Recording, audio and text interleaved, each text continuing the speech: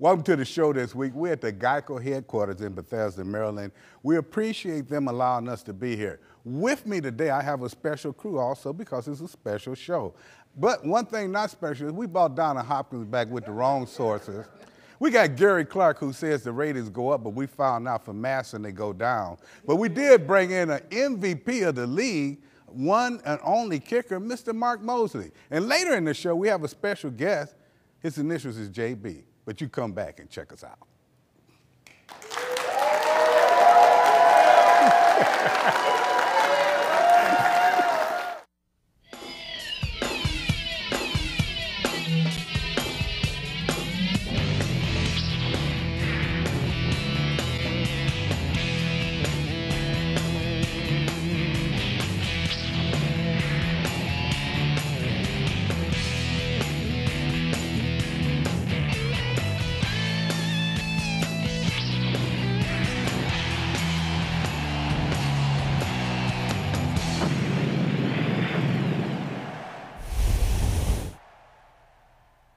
Downloading music can be expensive, so to save money, I've trained my dog in this cockatoo to play all the hits of the 80s.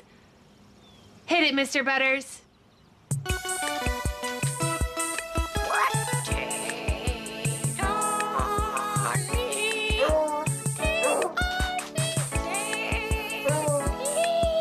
There's an easier way to save. Get online. Go to Geico.com. Get a quote. 15 minutes could save you 15% or more on car insurance.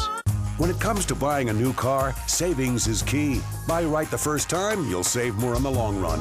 Toyota proudly presents Toyota Care, featuring a complimentary maintenance plan offered on all new vehicles. When you have Toyota Care, you also have 24-hour roadside assistance with services like flat tire changes, lockout protection, and jump starts. Drive with peace of mind, knowing your maintenance plan covers oil changes, tire rotation, and more. With Toyota Care, you never drive alone. See your local dealer for details. Toyota, moving forward. Tony McGee's Pro Football Plus Offensive Player of the Week has been made possible by Geico. 15 minutes could save you 15% or more on car insurance.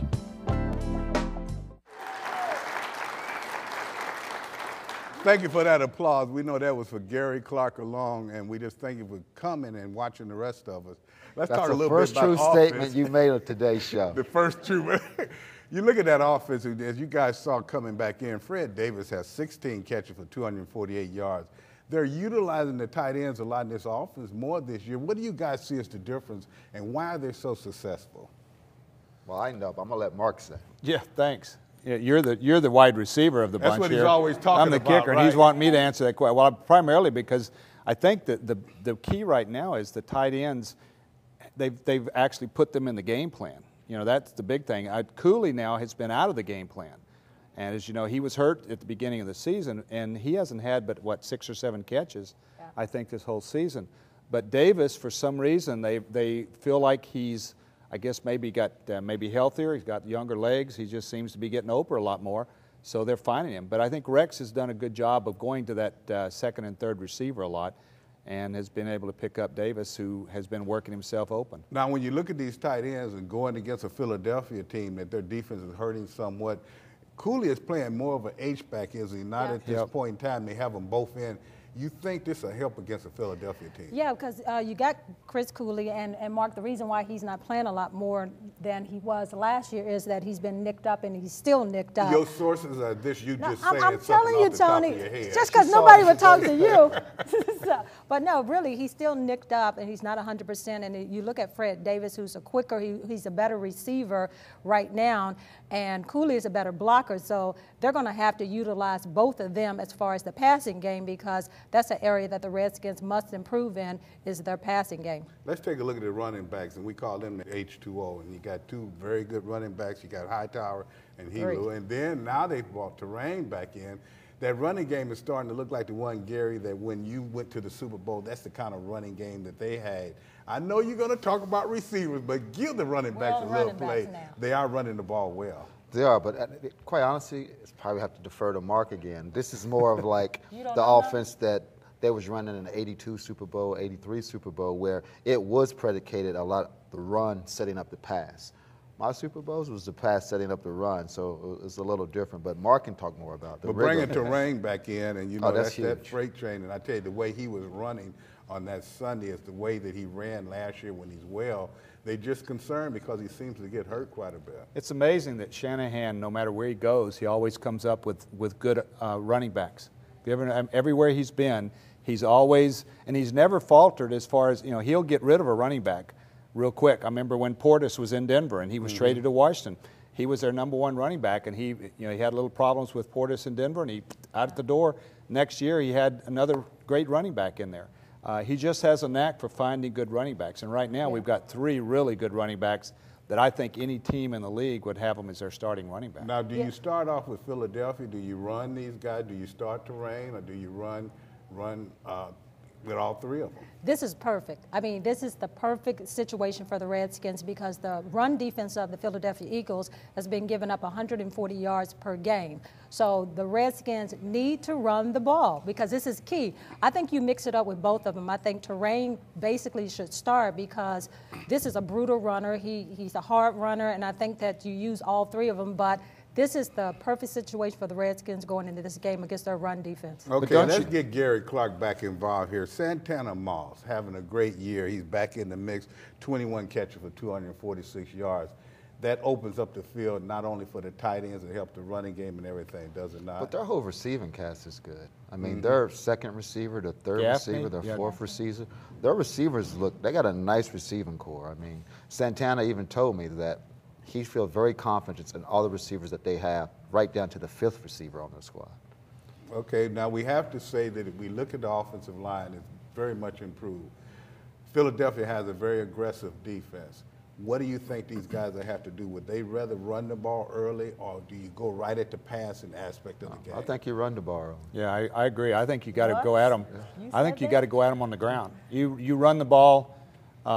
You run this ball, the ball down the field and get a quick score on them, and you're going to have them on their heels because then they got to come out throwing the ball, and that right now that's been their Achilles heel, has been putting the ball in the air and getting a lot of turnovers. Yeah, I mean, they had 4 last week.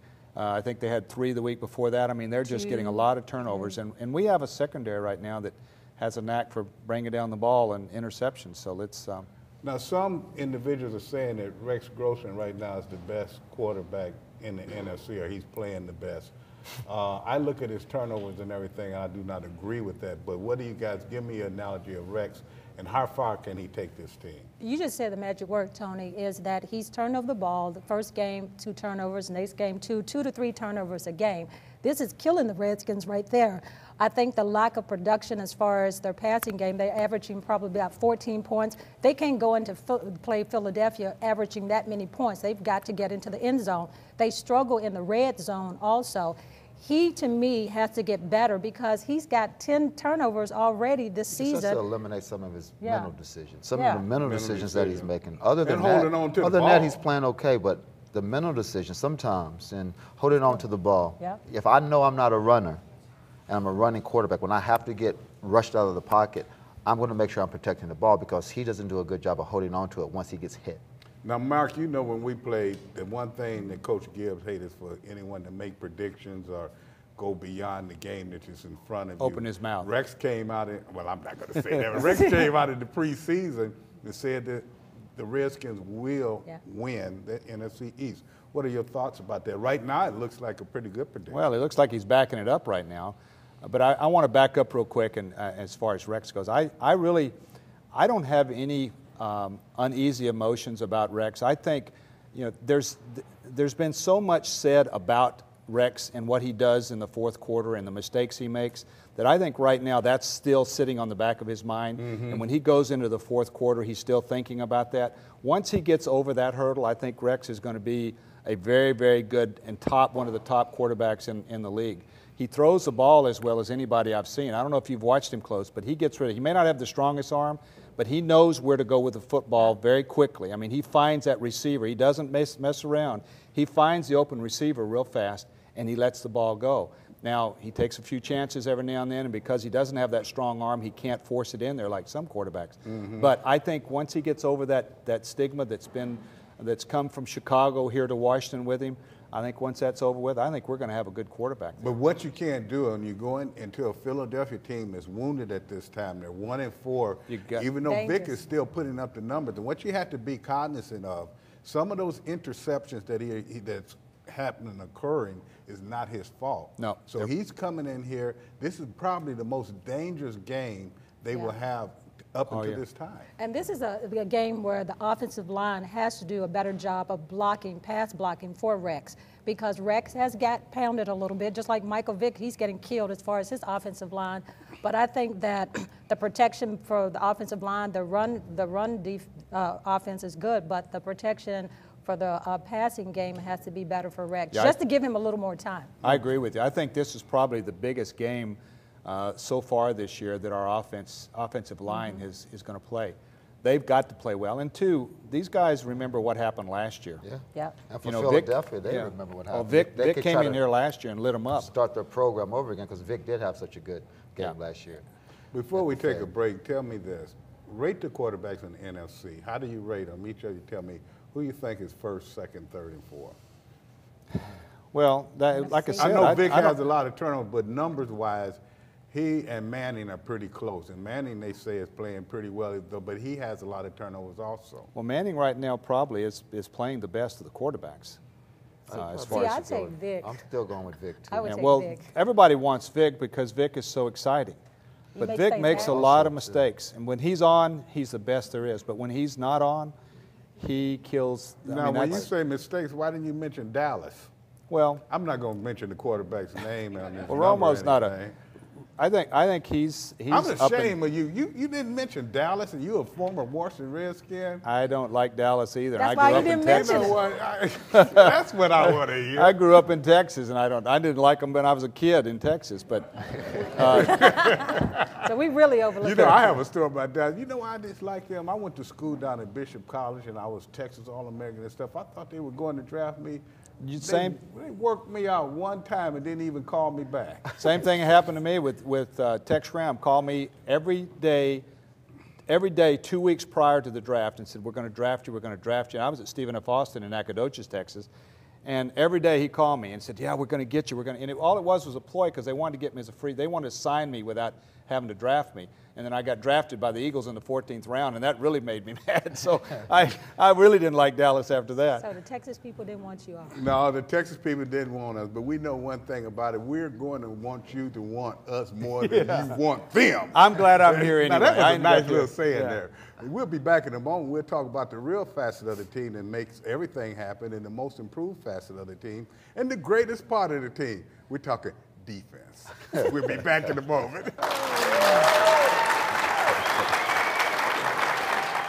Daycare can be expensive. So to save some money, I found one that uses robots instead of real people, because robots work for free. Good morning, female child.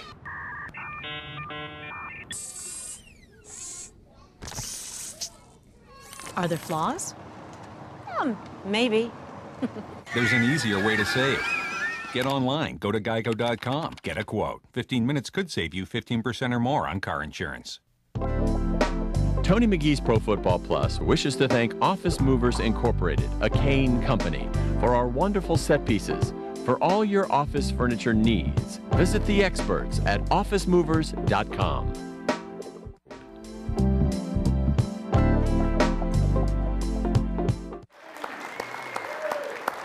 Welcome back to the show.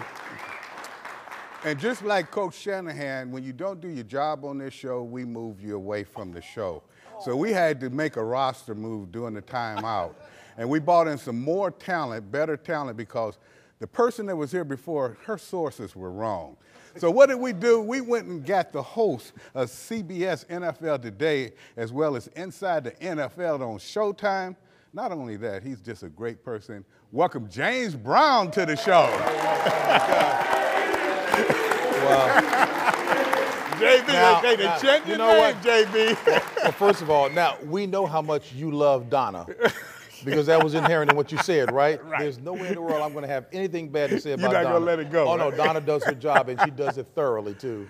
Well, you know, JB, thank you for coming on this show. And you know, you are involved with a lot of teams, but you watch the Washington Redskins quite a bit. And as you see, Brian Arapo was the defensive player, not just for us, but he was the defensive player of the week for the NFC. This defense, have they really improved? You know what? It certainly has been talked about a lot at the national. And you know what? I'm going to do the same thing too. Hey, Mark, kind of like being in church, right? You know, so I'm going to do this.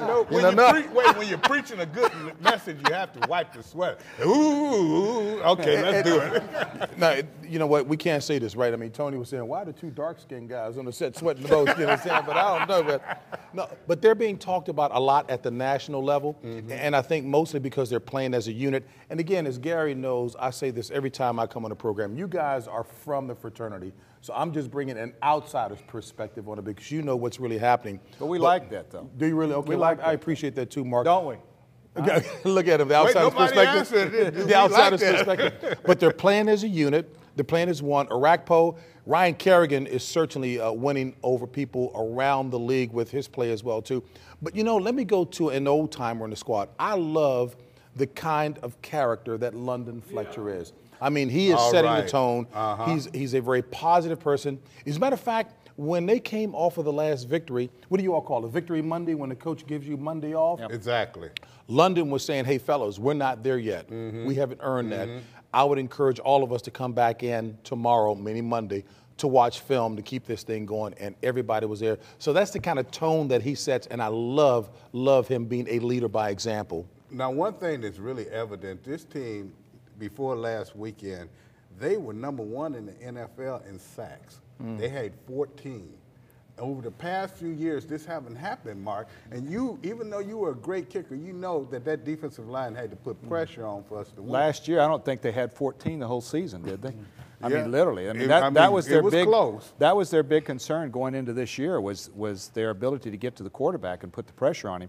And they're doing it now. And I really think what's happening there is now they've got two good defensive ends with Kerrigan and Arapko on both sides. They're coming from both sides. And then they got some good guys in the middle that are putting the pressure up the middle.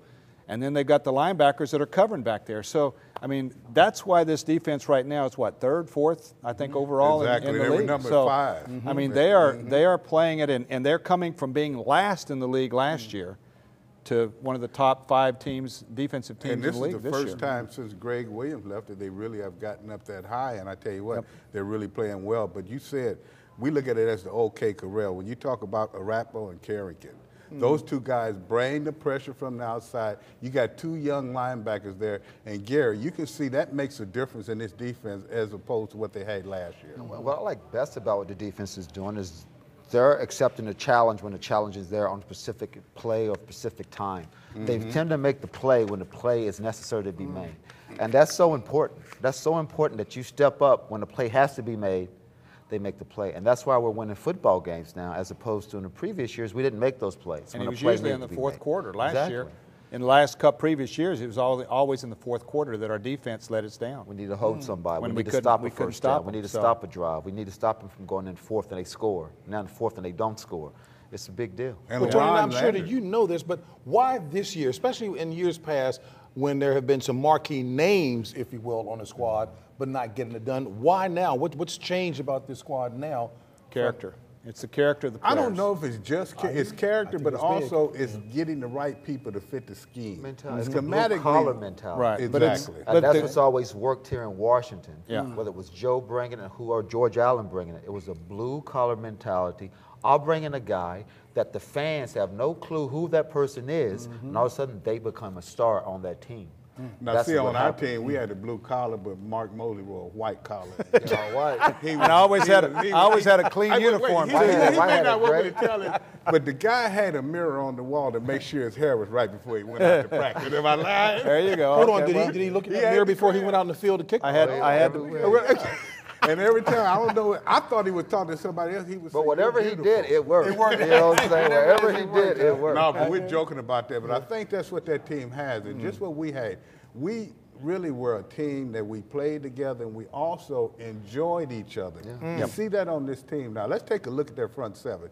They got a lot of new people in, but I think you haven't mentioned Codfield. I think he's come in and solidified that nose guard. And Bowen now, those two new people that he brought in that have really brought something to this team. And you look at all that, Fletcher, as you said, the big leader, but McIntosh may be having the best year he's had since he's been here.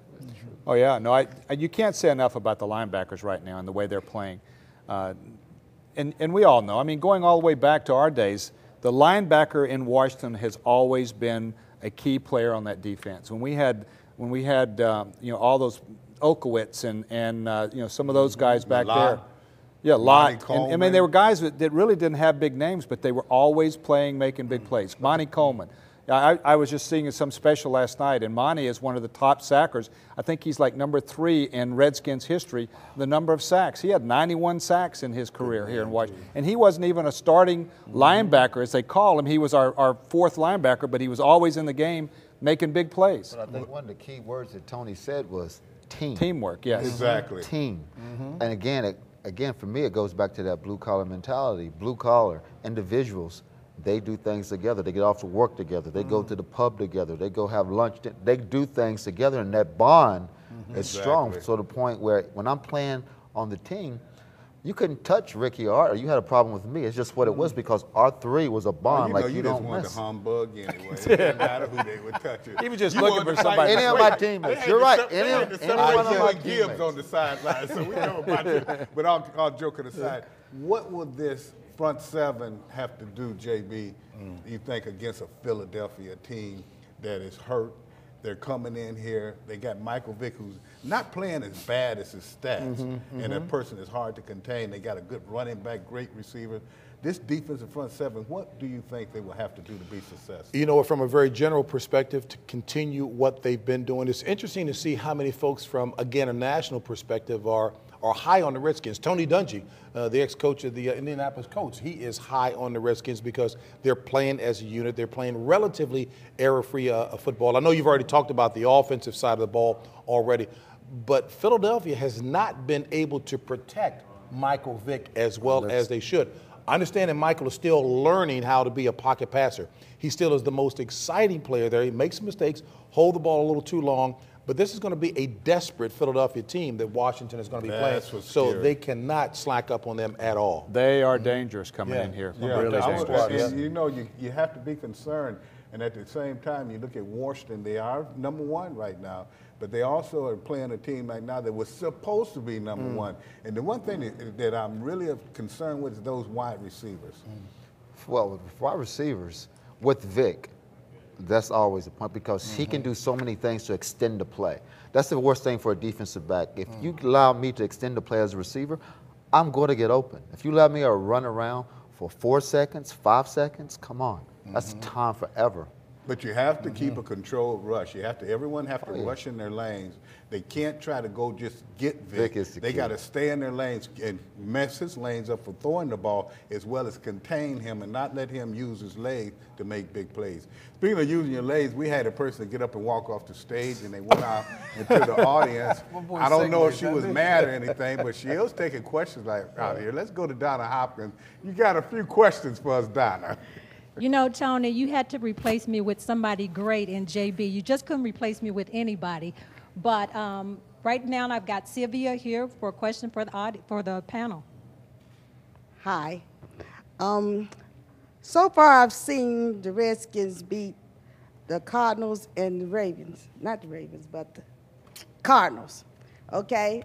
They're supposed to beat Dallas. And then they took out New York. But I really don't see them going too much further than they did last year with that 5 or 6 games at the most. So I know the defense is playing better, but the offense is like 14, 21 points. You can't win like that, even though you got a good defense. Y'all need some more points, especially against Philadelphia.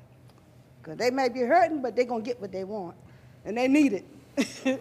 I tell you what, now I'm going to throw that question out to Mr. Offense himself up here. And what the young lady says, okay, they beat some good teams. They took the Giants out and they beat the St. Louis, but they lost to Dallas.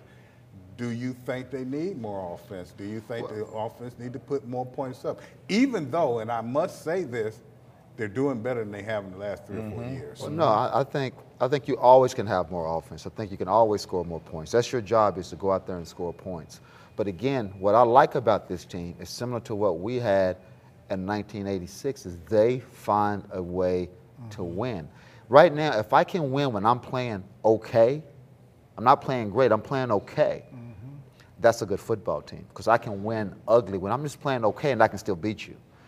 It's when I'm playing great, as great as I can play, and I lose, or I barely win then this is when you got to have time for concerns. Our offense hasn't put it together yet. A lot of times when we have a turnover, we're going in to score.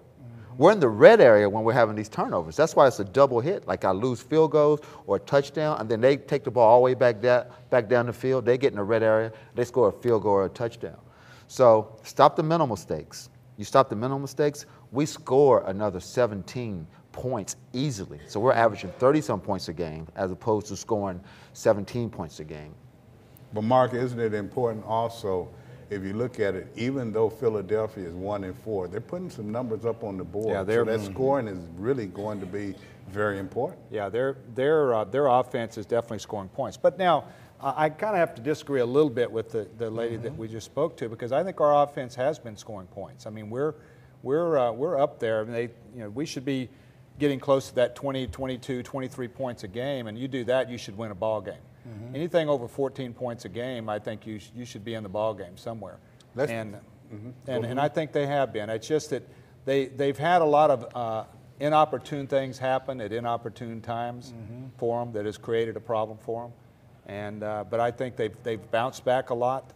That Dallas game was really, I think, was a game. If you look back on it, they had many opportunities that they could have won that game from, and they just didn't capitalize. And I think that's what I'm talking about when I say inopportune things that have happened to them. I think, and if they can just turn those around and make them work for us, then we're going to be okay. And also, until the Dallas game was over, you thought they were going to win. Exactly. Yes. Exactly. And where beforehand in that same situation, we was like, "Oh, game's over." Done. It's over. But even we thought they was going to drive down. What's Washington's record? record? They only lost a game. They only lost a game. All right. And where they're sitting in the NFC Number East? one. Let's go back out here and take another question from the audience. Well, Tony, Eric was saying to me right here, was Mark watching the same game, because the Redskins have had problems in the red zone this season, and they do need to score more points because they're going into the meat of this schedule where teams really score a lot. So, Eric, I'm going to let you ask the panel a question. Certainly. Actually, I'd like to make a statement and give you a question, actually for Gary. But the panel and the pundits around the nation are talking about this may be the pivotal game for the Redskins, the Eagles. And we find us saying that each week for the Redskins. I think that's because the Redskins haven't established themselves as a team to be reckoned with. The Redskins have to worry about the Redskins, not the Eagles, the Giants, Dallas, or anybody, because right now the NFC East is up for grabs. Nobody's that good. In fact, it looks like we even have the best defense. If we get the scoring situation squared away, because we can move the ball up and down the field, I think we'll be fine. My question is to Gary, specifically to the opposite side of the ball, and D'Angelo Hall. You know the thing we had with him a couple of weeks ago with that third down and 21 play. But beyond that, my take on Mr. Hall is that he's an opportunist and not a cover corner per se, a shutdown corner. I'd like your take on that. All right, we're going to have to wait until after. I remember that gentleman from last year, and he's always trying to take somebody's job. Now, he makes a statement and asks a question and really tell you what he want to hear. So we'll answer that after the break. We'll be back in a moment. Tony, you're good at that.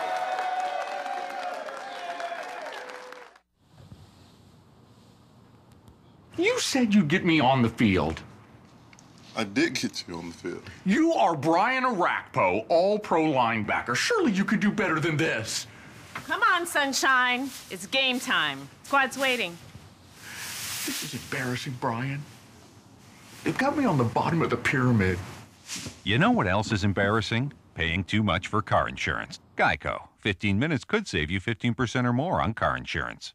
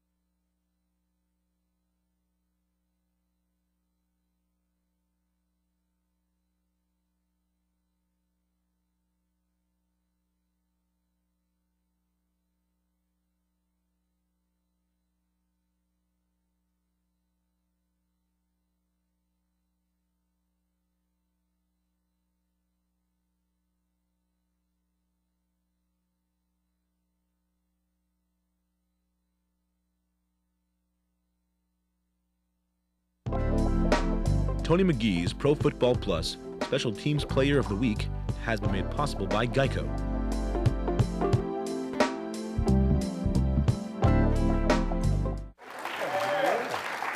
Welcome back, and I'm going right to Gary Clark with Eric's question right now. D'Angelo Hall, is he a good cornerback? Does he make too many mistakes? Is he a big playmaker? You tell me. I think he is a big playmaker, but I think he's a great cornerback. I would have loved to have played against D'Angelo when I was playing because I do think he's one of the premier cornerbacks. He has to cover the best guy on the field the whole game. You got 60 plays a lot of times in the game that he's covering this guy.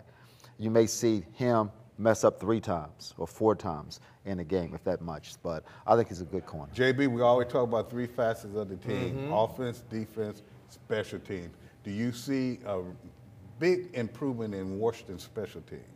I think they're doing an excellent job. I was asking Mark and Gary about that as well, too, and there have been a couple of punt returns that have almost been broken, so I think their starting field position has been good. And Tony, from what I'm seeing, all 3 phases are working well. Going back to the question that the lady asked, I mean, you know, every fan wants to see their team do better. I certainly like to be operating from a 3-and-1 position, you know, as opposed to 1-and-3 right now and build on top of that. So exactly. Gano has really come on as a kicker. He's 7 of 10, and 2 of those misses was not his mistake. Assess him, Mark. Tell me what you think of him. Well, he's a young kicker. His confidence factor is not up there yet, but he's getting there. He's had a different holder every year that he's been here both years. And this year he's got the punter is the holder who is not he's played Australian football, I think. He's a rugby or whatever it was. He wasn't really and so he's having to learn how to be a holder, and that's why we've had some. Might as well have Gary Clark. Yeah, we've had some problems with the holds this year. And believe me, the holder is, without a good holder and without that consistency between the snapper, the holder, and the kicker, it's not going to be that consistent. But he's done a good job. Tell you where he is good, it's kicking the last-second field goals to win games. He's done that a lot, and that's good. Well, that's confidence. That's confidence. And that's one of the main reasons that Washington's in first place. And now we take a look at the games that will occur this week in the NFC East. This is a big game in more ways than one because you got Dallas going into New England. Give me your thoughts, Gary. It's Dallas going into New England. You like New England with Brady. Exactly. It's very hard to bet against that guy. Then, JB, you got Buffalo going into the Giants. I like Buffalo. I really think that they've turned the corner as a team in terms of being mentally strong and tough.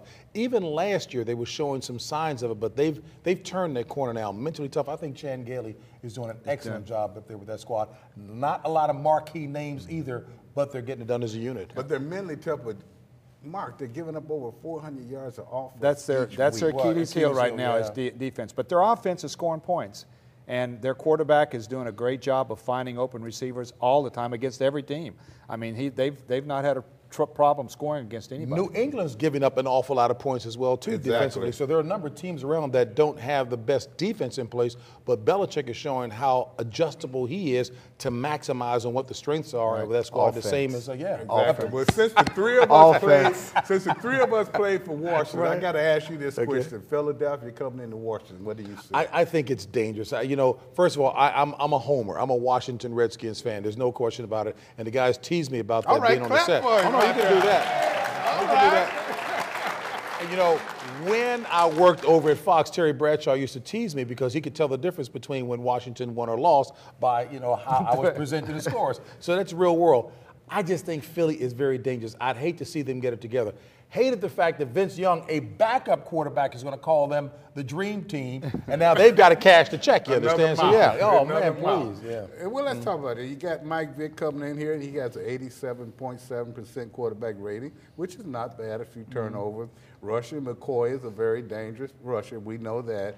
Wide receiver, Gary, I told you, they're very dangerous, very dangerous. That defensive end, Trent Cole, though, he may not play that week, and that could be the difference in the game, Mark. Well, for us, we need every break we can get because our team is still young. They're still trying to find out who they are. Even though we're 3-1, we're still searching for that identity.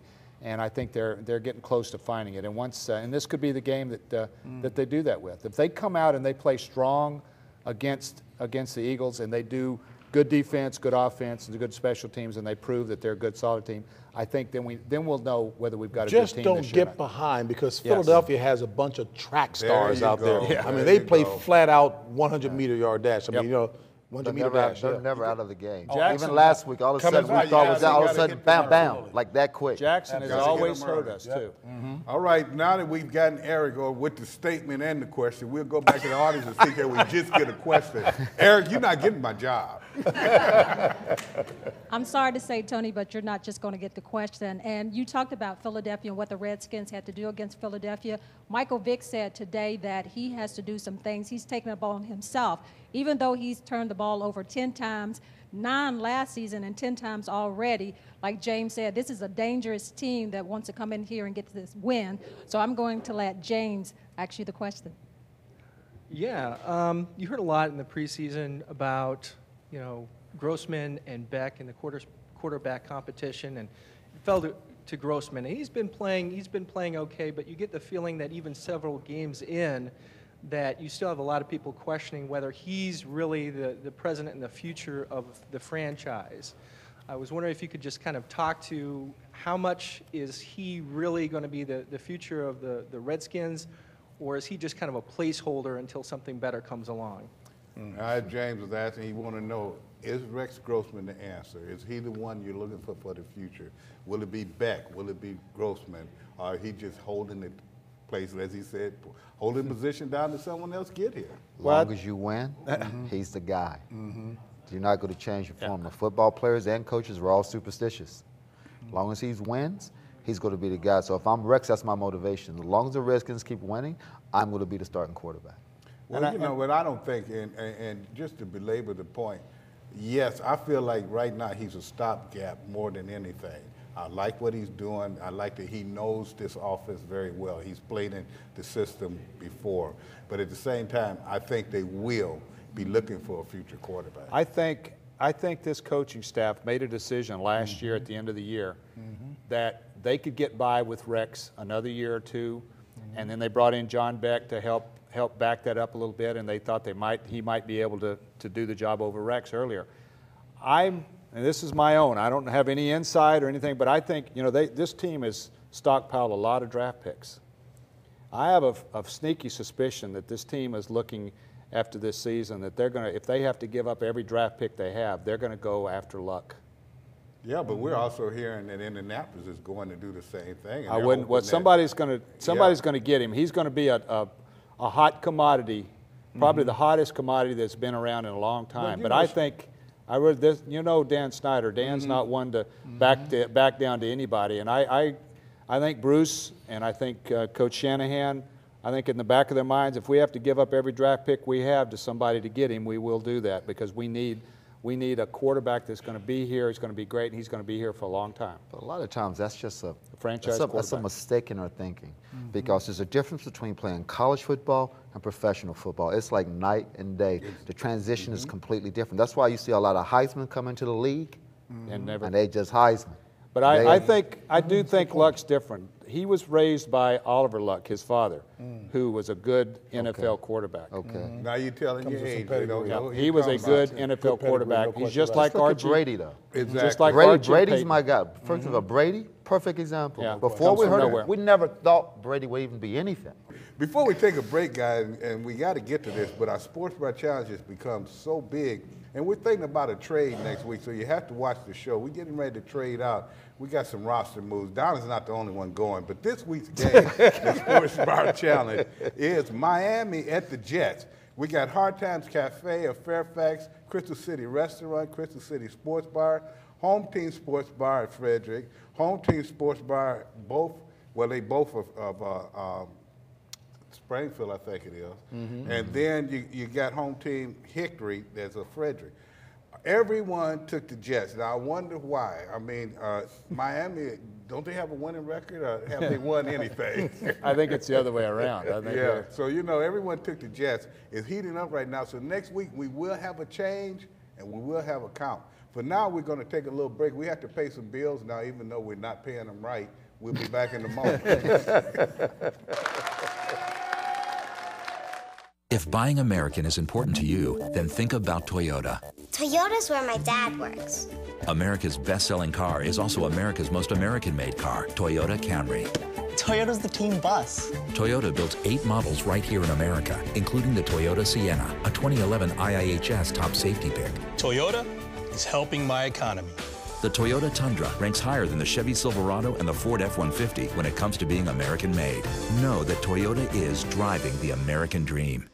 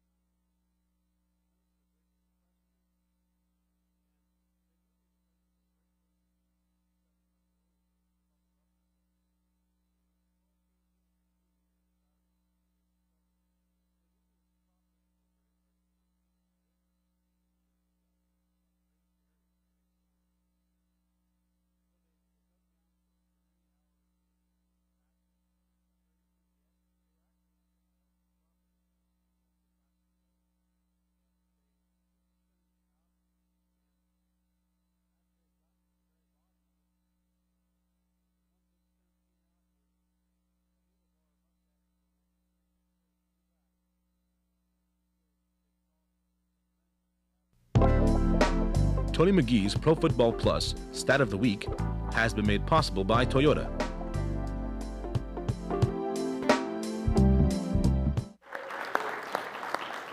See, I'm not used to getting applause because, you know what, I was listening to what Gary said when they said, it wasn't for me? Okay. You know, it was about when Gary was talking about they call everybody hogs and stuff. I'm just wondering why when I quit playing, they called me a pig. I just can't understand that. Let's talk about this. Mike Baker, and I'm putting this on in the producer of this show, he said that the Washington Redskins can be 7-1 by midway. So, guys, I'm going to throw these games out. Give me your analogy on it now. You know, we got to give a few minutes for Donna and her people out in the audience. So tell me what you think about these games. Philadelphia, Washington. Okay, we already look at Washington can win that game. Don't make mistakes. Run the ball well and contain Vic. Do you guys kind of agree with that? If Washington wins, what will that do, Gary?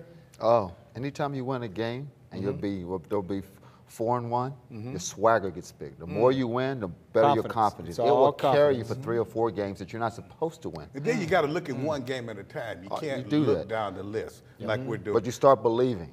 Washington and Carolina. Now, Carolina was a joke before the season, but Cam has made them a contender. And that's a dangerous team, too.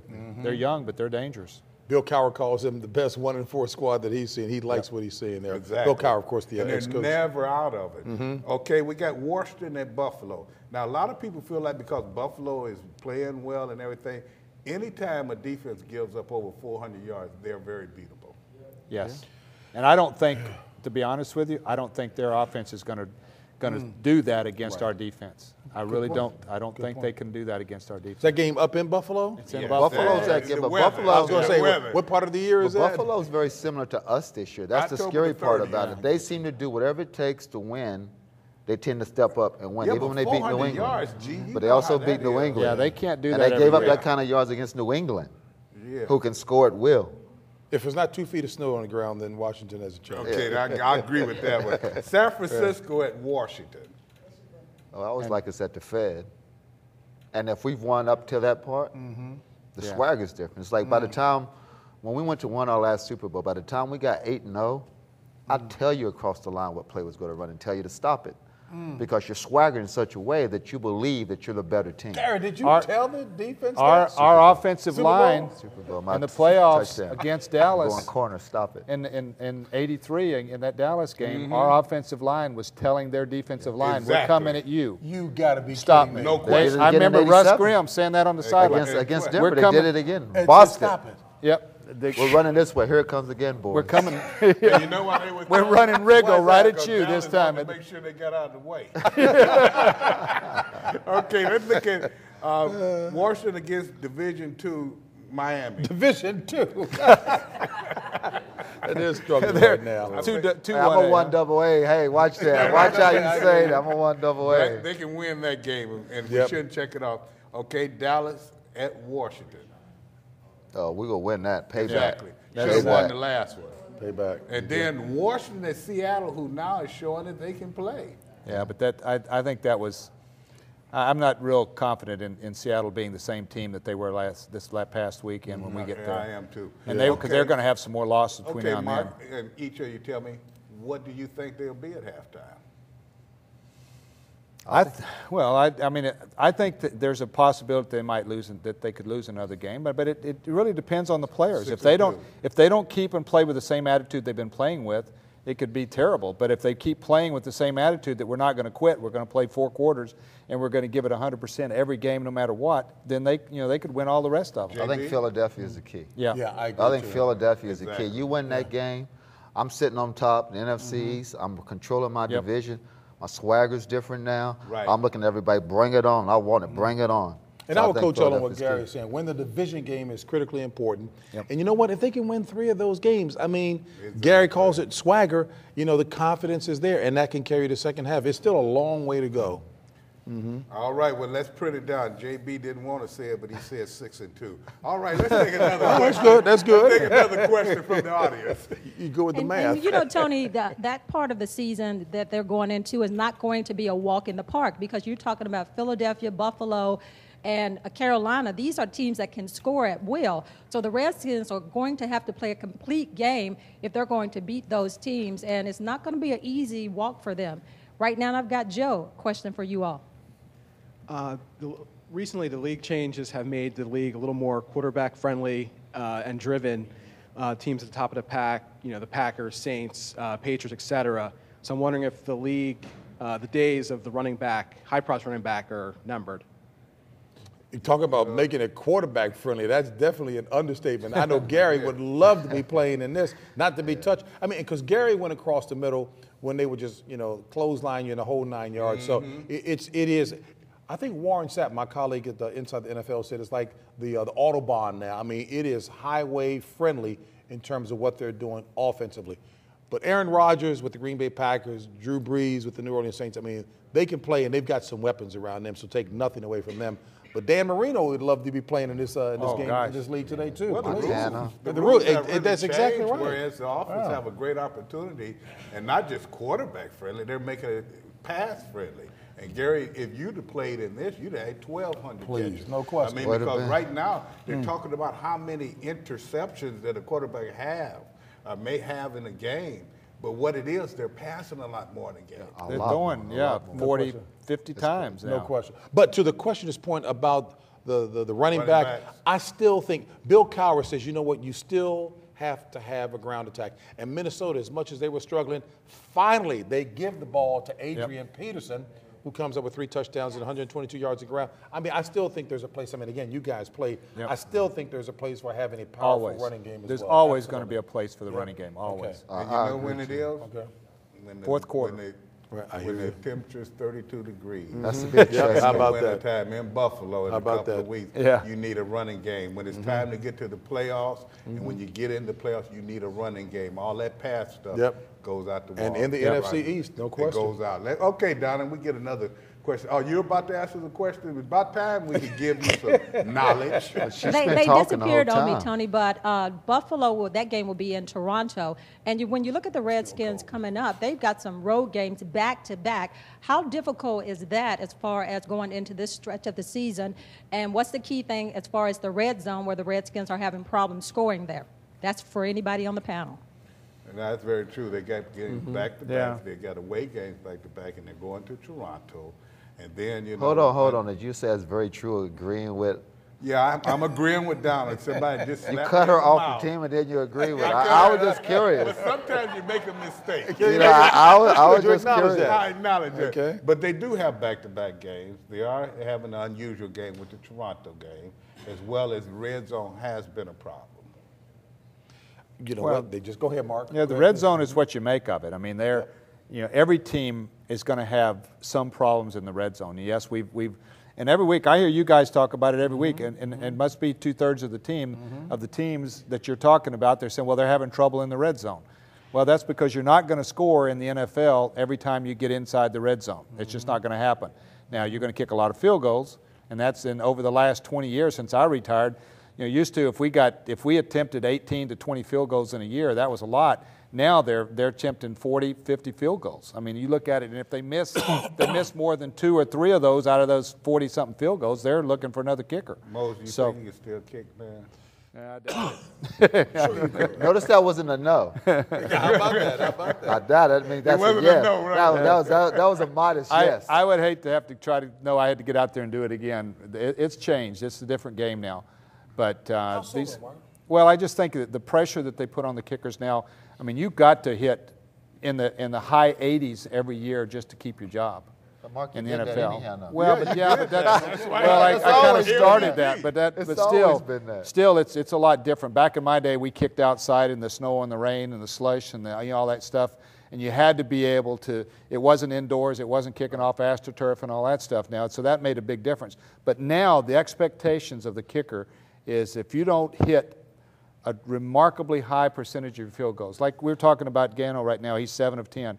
The 70%. If he doesn't pick that up after last year, after missing those, they're going to be looking. But I'm glad they've stuck with him because he's young. Once he gets his confidence, he's going to be fine, and they get him a holder that he's using year after year. But that's just the way the game is. You just heard from Mark Moeller, you had to be 70% and you're still in trouble.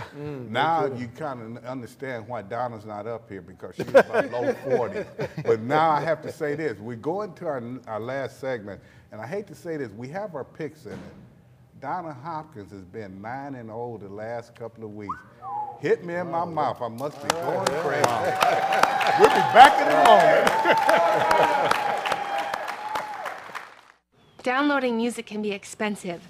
So to save money, I've trained my dog and this cockatoo to play all the hits of the 80s. Hit it, Mr. Butters.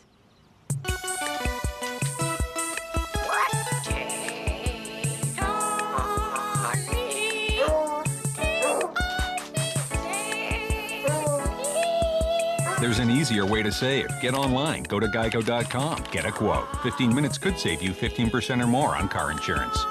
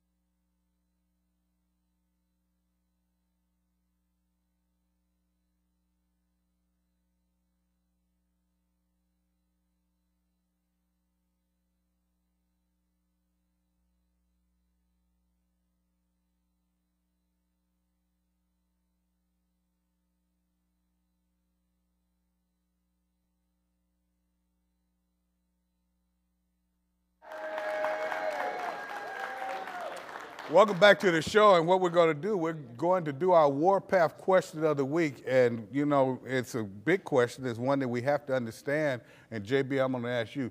We know, but I'm going to ask you, can the Redskins get pressure on Mike Vick? But really the question is, do they want to? How? Yeah, you know what? They can get pressure on him, whether it's up the middle or around the sides. The question is, do you want to do that? Mike Vick holds onto the ball. That's one of his flaws right now. He does hold onto it a little long. But as badly as he can play, he can come right back and burn you. He still is the most electrifying player in the league. And if he gets that squad fired up with those track stars, I mean, they can be tough.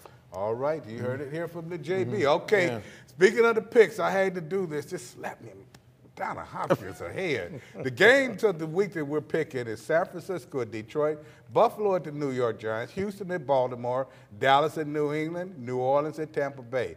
For San Francisco at Detroit, I got San Francisco for some reason. Wow. I don't know why, but I think that's going to happen. Donna got Detroit, Gary got Detroit, and Mike got San Francisco. Buffalo at the Giants, I got the Giants. Donna got Buffalo, Gary got Buffalo, and Mike got the Giants. Now, me and Mike doing the same thing. I'm going to be in last place. I know that. Houston at Baltimore. I got Baltimore. Everyone feels like Baltimore will win that. We also got Dallas at New England. The three of us, speaking of Tony, Donna, and Gary, feel like New England, and Mike he got Dallas, so I won't be in last place because of that. And New Orleans at Tampa Bay, everyone feels New Orleans will win except for Gary. And he feels that because of his homeboys. And so you know what? You look at these games, but these are all big games. Now I try to do a tip each and every week for the Washington Redskins and the young players. And you know, my tip this week for you: don't underestimate the Philadelphia Eagles. Just because they're 1-4, they're still a pretty good team. Now, very quick before we get out of here, Mark, what do you think the key is to winning the game? Keep Vic off the field. It's very simple. You got whatever you got to do to keep him off that field and keep him on. You know, the time of possession is going to be a big part of this game. JB, get the lead and play strong defense because they're a team capable of coming back no matter what the lead is. Gary, I know you're going to say something about wide receivers. Use the 3 backs, but also throw the rock. Throw the rock a lot, but use the 3 backs. 3 backs that Washington has right now, and they're doing a good job. And Donna out there in the audience, I don't know if we can get to you very quick, but what do you think? Who cares? The big reason that the Washington Redskins will win this game. You care, Gary. That's what. But I think the Redskins can't make the mistakes and give up the big plays. And I think all 3 facets of this team must play top ball this week. Well, we want to thank you all for watching the show. This has been our special show at the Geico headquarters. We thank Geico for having us here. And I thank my esteemed panel for coming, Mr. James Brown, Gary Clark, as well as Mark Mosley. And Donna did a great job. Your questions were great. And I thank all of you fans for being here with us. And we want you to always enjoy us. We're sometimes wrong, we're sometimes right, but one thing, we're going to keep doing it no matter what you say. We'll be back and you come and enjoy us next week. Hopefully the Washington Redskins will have won the game. Yeah. You have a great night.